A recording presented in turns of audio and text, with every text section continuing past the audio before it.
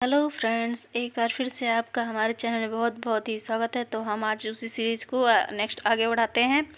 तो अनिवार्य शिक्षा की अवधारणा प्रतिपादित की थी। तो आपका फर्स्ट ऑप्शन है श्री अरविंदो ने, महात्मा गांधी द्वारा ने, स्वामी दयानंद ने, स्वामी विवेकानंद। इसमें जो आपका करेक्ट ऑप्शन है पहला है श्री अरविंदो ने।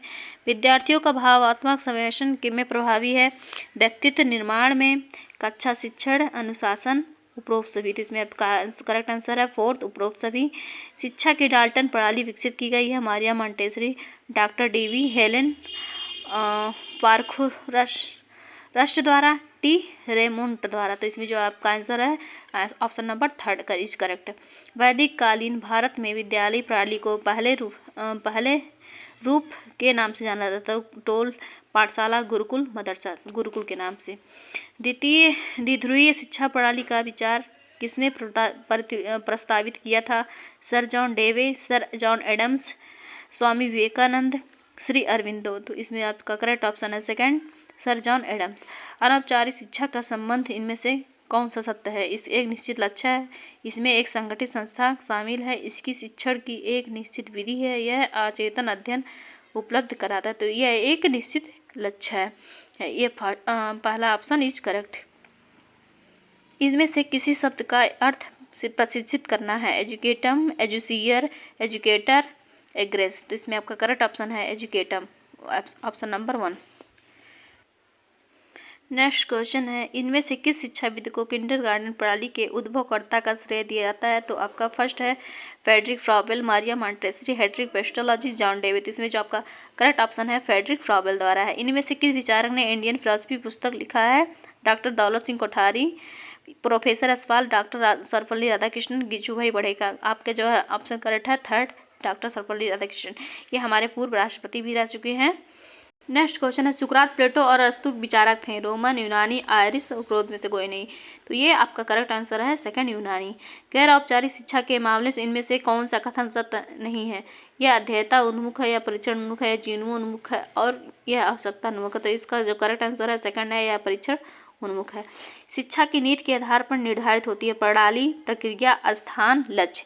तो आपका जो है इसमें करेक्ट ऑप्शन है फोर्थ, लक्ष्य। भारत में शिक्षा प्रणाली वैदिक काल में प्रणाली के रूप में आरंभ हुआ, मदरसा, गुरुकुल, पाठशाला, मकतब। तो इसमें जो करेक्ट ऑप्शन है आपका सेकंड है गुरुकुल। इस कृत्रिम शिक्षा के विरुद्ध वास्तविक आंदोलन के नेतृत्व में आरंभ हुआ, ब्लेजे Rousseau, Bacon, Comenius, John Locke, Immanuel Kant. तो आपका आंसर करेक्ट है सेकंड, बेकन और कॉमेनियस। उत्पत्ति के आधार पर शब्द एजुकेशन लैटिन जड़ के अंतर्गत निम्नलिखित में से किससे निकला है? एजुकेयर, एजुसियर, एजुकेटिव, उपरोक्त सभी। तो इसमें जो आपका करेक्ट ऑप्शन है उपरोक्त सभी। शिक्षा की एक प्रक्रिया है जो एक सटीक तरीके से पाठ्यक्रम सीमित और परीक्षानुमुख है। अनौपचारिक शिक्षा, गैर औपचारिक शिक्षा, औपचारिक शिक्षा, दूरस्थ शिक्षा। तो इसमें जो आपका करेक्ट आंसर है थर्ड, औपचारिक शिक्षा। शिक्षा की ध्रुवीय प्रक्रिया का विचार द्वारा विकसित किया गया है? Sir John Dewey, sir John Adams, sir Isaac Newton, sir Richard Wenson. तो आपका करेक्ट आंसर है सेकंड, सर जॉन वेंसन।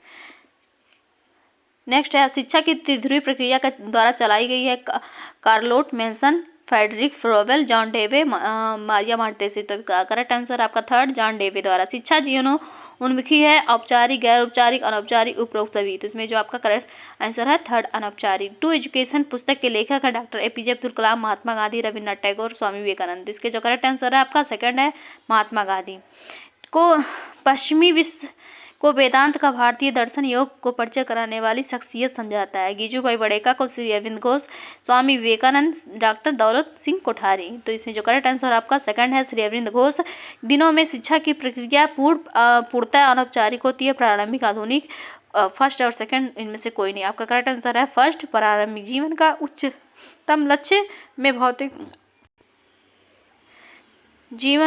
उच्चतम लक्ष्य में भौतिक सफलता प्राप्त करना। भारतीय, रोमन, यूनानी, अमेरिकी। इसमें करेक्ट ऑप्शन आपका फोर्थ है, अमेरिकी। शताब्दी के व्यवहार आदि की कल्पना का उद्भव हुआ 17वीं शताब्दी में, 18वीं, 19वीं, 20वीं। इसमें से करेक्ट आंसर आपका 18वीं शताब्दी में। की अनुस्थिति में कोई राष्ट्र की प्रगति नहीं कर सकता? सामाजिक, आर्थिक, राजनैतिक प्रगति, आर्थिक प्रगति, तकनीक प्रगति। तो आपका करेक्ट आंसर है थर्ड, आर्थिक प्रगति।